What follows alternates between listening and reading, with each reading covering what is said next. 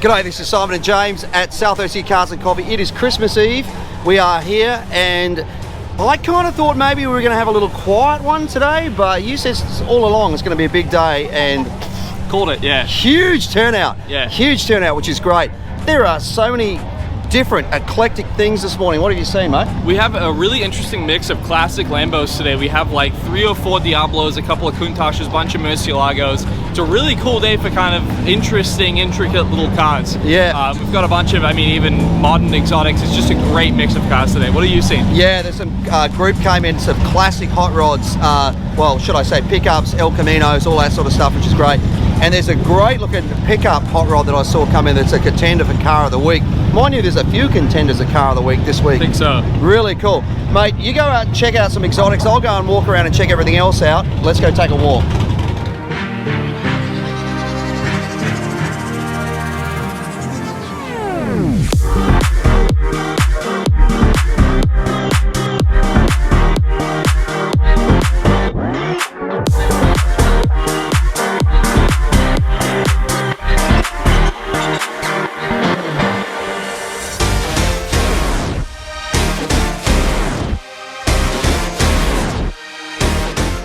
How beautiful is this? I shouldn't be casting my shadow on it. This blue, I hope the camera picks it up. Such a wonderful colour. It's got a metal flake in it. I think the owner said to me it's a factory colour. I think he said it's 2001, but everything about this car, the brake calipers are actually Ferrari colour scheme, that red, white and green. Beautiful wheels on it. Carbon fibre. This is a magnificent Lambo. Absolutely classic. Another massive turnout of motorcycles again this week. Check this out down through here. Always great to see. Perfect weather for it. Let's go check some out.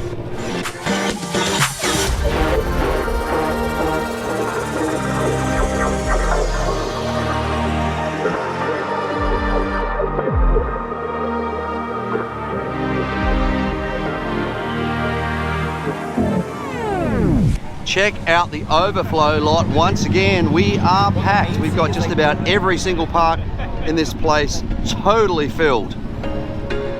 There was once a day that I would pray for you. I'd go and misbehave. This Porsche is all kinds of special. Check it out. It's just so nicely built. Obviously designed to be reminiscent of the old Porsche rally cars, but those spotlights on the hood, it's got the right mix of retro and then the right mix of classic as well.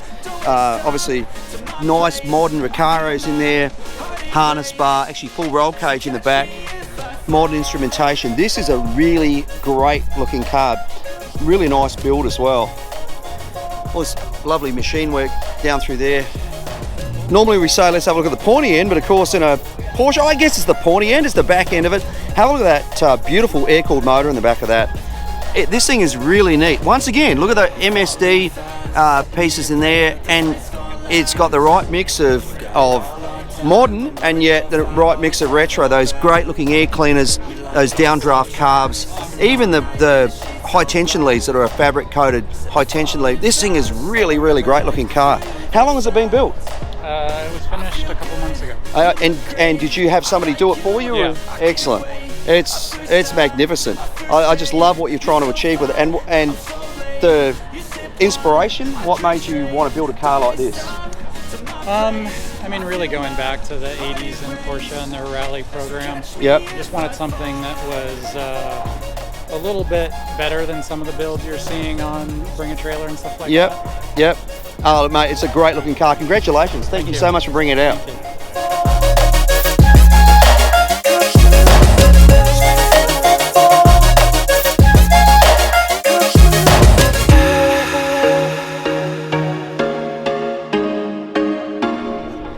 Well, this thing just stopped me in my tracks. Beautiful looking silver Corvette sitting here. I look under the hood, LS3, so modern Corvette. Well, I say modern, more modern, obviously out of the C7, the LS3 was used. This is a really nice looking resto mod. Great on every angle. And I'm sure this thing gets up and boogies with that LS3 in there as well. That's going to be around about 426 horsepower or so. Fits in there. Like a glove. I feel like everybody is the fakest. I make this every day and I'm impatient, hoping one day I blow up from the basement. Statement, the top is so vacant. I don't hear shit that I think is amazing. Waiting for my day when I'm playing sold out shows for 1,000 faces. Hey, give me that crown. Get in my way. I mentioned we had a group of classic C10s and hot rods, and there's a great group in there. Ringing here with a Beetle, but nice looking 57 station wagon. Look at this Malibu. Somebody's stolen the hood off of this one. Rolling down through here, beautiful looking 63. Small block under the hood of that one. Rolling through this way, another one under there. Really nice. Now this is a special car. This is another contender for car of the week. Have a look at this thing. So under the hood, LS3, it's got a Magnuson blower on there. Look how neat that engine bay is under there. It's so pristine. Great colour combination as well. Really nice wheels. Some big bare brakes under there. Roll cage, really nice bucket Sparco harnesses in there. Have a look at that shifter. It's actually no, it's not. There is a shifter in there, and it looks like that. Well, that looks like it might be like a brake on there. Very cool. Great looking back end. This is a tough looking Nova. Really cool. Rolling through around the other side, and actually not a bad thing to come from this angle. Have a look at this beautiful pearl paint job on this guy here. Very nice. Next to it, another Chevy pickup. Another one here, really nice wheels. Big brakes again on this one. This is a GMC. Another Chevy here. Looking nice under the hood under there. That looks super clean, small block underneath there. And then down here, finishing up with a really clean orange and grey 55. Very great, clean looking car. Really nice to see. Trust me, there's nothing wrong. I just need to carry on, cause society. So another contender here for car of the week. This is the pickup hot rod I was talking about, 32 I'm guessing. Small block Chev, can't really say under the hood. There is no hood, but running that high-rise manifold with twin carbs on the top of it there. This is a really nice looking build. Love the colour, that beautiful dark blue. Interior looks great too. Look at all those, the detail on the seats, that aluminum frame, and then the leather inset in there. Great looking car, single gauge in the dash. I really like this. I love the simplicity. It's once again really clean, really simple, beautiful colour, cool looking retro wheels. Put it all together and you've got a great looking car. Very nice. Take what I want and I always give it 100. Don't need a bank, no I'm funded. Play the game like it's nothing. I'm always thankful for something. Don't take for granted, stay humble. Now wake up! It's time to look at the enemy. Look in the mirror if he is no friend to me. It's not working out, maybe it's the chemistry. It's time to break up so I can make a better me. Better believe in your mind, cause it's everything. You can mold, shape, find almost anything. All it takes. I'm pretty sure I've spoken about this little Miata before, but got to point it out again because it's a magnificent engineering job. That is not a 4-cylinder under the hood. That is an LS3. Like we've looked at so many other bigger cars. Corvette we looked at before, the old classic one had an LS3 in it. So imagine that. Imagine something as light as a Miata having something around 426 horsepower under the hood. Absolutely insane and beautifully engineered as well. Isn't that great?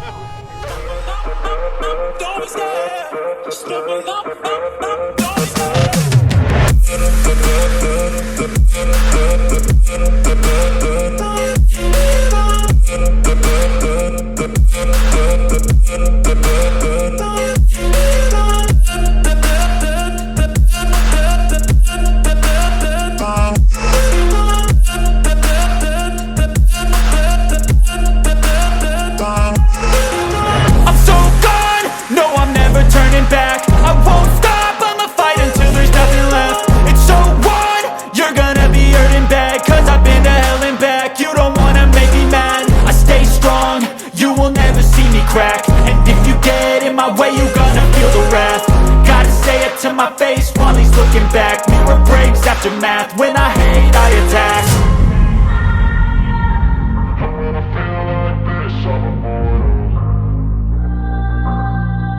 Love this license plate, Old Smelly. This is one of the original old Land Rovers, and one of the ways you can tell is notice that the headlights actually on the inner not on the outer. Later on, they moved them out on the outside of the fenders. These early ones, they were in the inside, and the idea was that it would protect them if you're going through any sort of bush or scrub. If they were set back, they were less likely to get damaged. I don't think those projector lights are anything like what this would have had, but there's a few other things about these early Land Rovers which was kind of cool.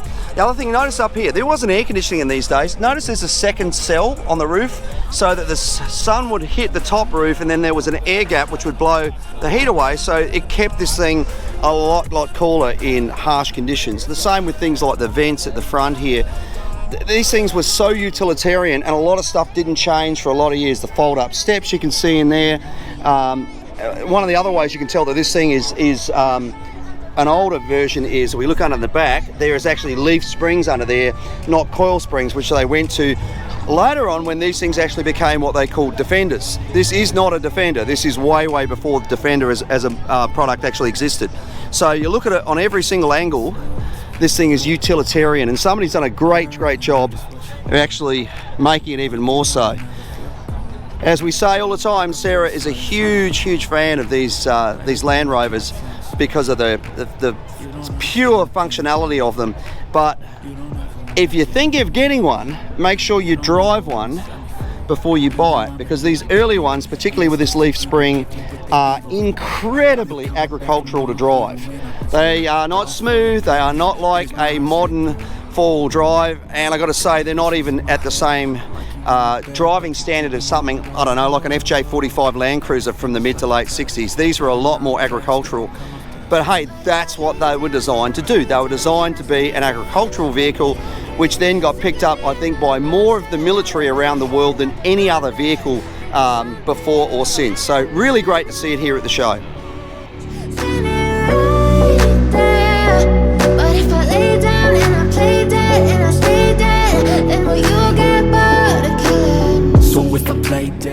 So here's a good reference point after that other Land Rover we just looked at. This is a Defender, so this is much later. I'd be guessing mid-90s on this guy. Hard to tell because they didn't change them a great deal. Once again, this doesn't have the original headlights in there, but notice it doesn't have the inset section that the other one had over there. Headlights on the front.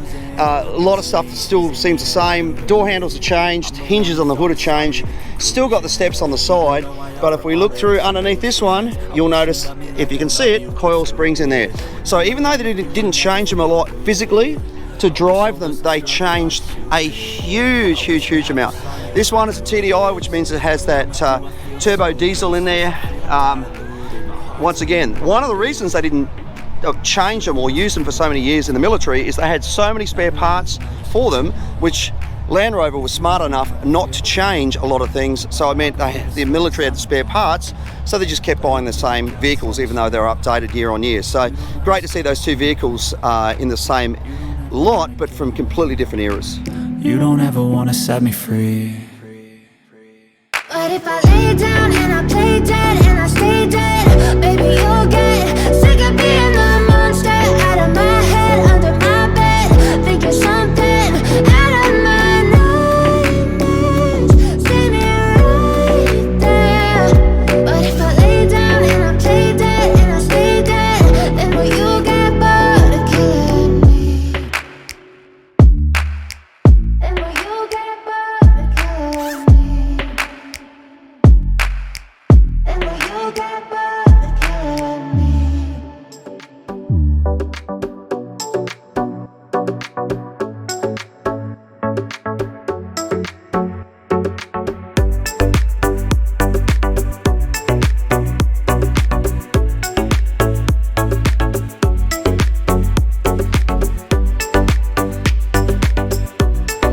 Have a look at this beautiful 1959 El Camino. The paint is just flawless, has such an amazing shine on it. But there's so many cool things about this thing. For example, the interior is still wrapped in clear plastic, which is mind-blowing. I doubt that it's the original interior, but the fact that it's got that on there, that cover through the roof. Under the floor, I don't think that came like that in 1959. That's air ride in there, those two pumps under there. And then of course, the back of this thing, there was something about the back end of a 59 with those teardrop tail lights, which is just magnificent. You know, it was a real steer away from design cues from the previous round tail lights that Chevy have been using, and in 59 only they went to these teardrops. By 1960 they went back to the round tail lights because of public opinion, and now this has become the most collectible because it is the rarest. But I mean, look at the size of these fins under here. This thing is a magnificent looking truck. It's just beautiful. The bed is beautiful, the interior is beautiful. Interior looks like it's, apart from some gauges underneath the dash, you know, pretty much original with that steering wheel and everything. I absolutely love this thing. It is absolutely spectacular. Another potential car of the week winner.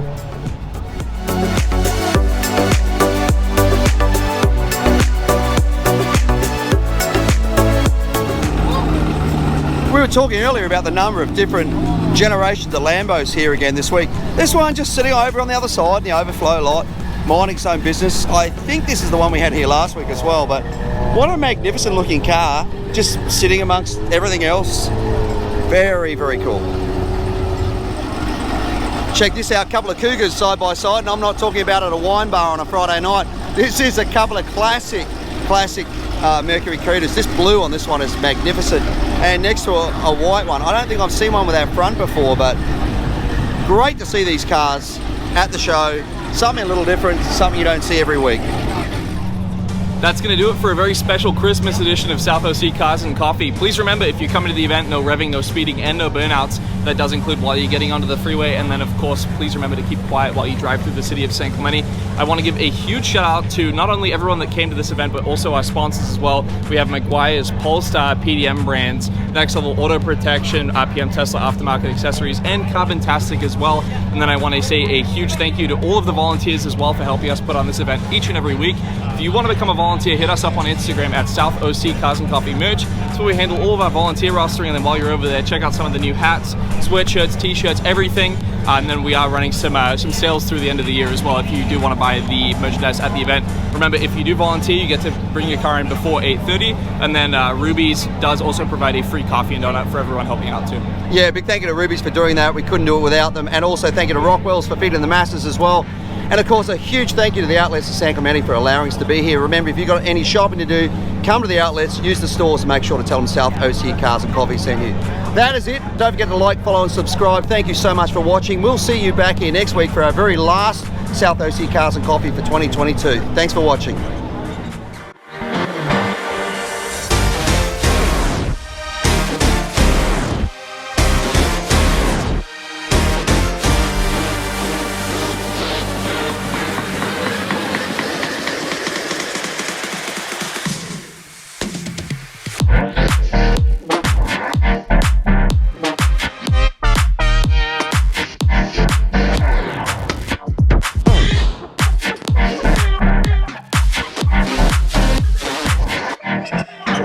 Let's go.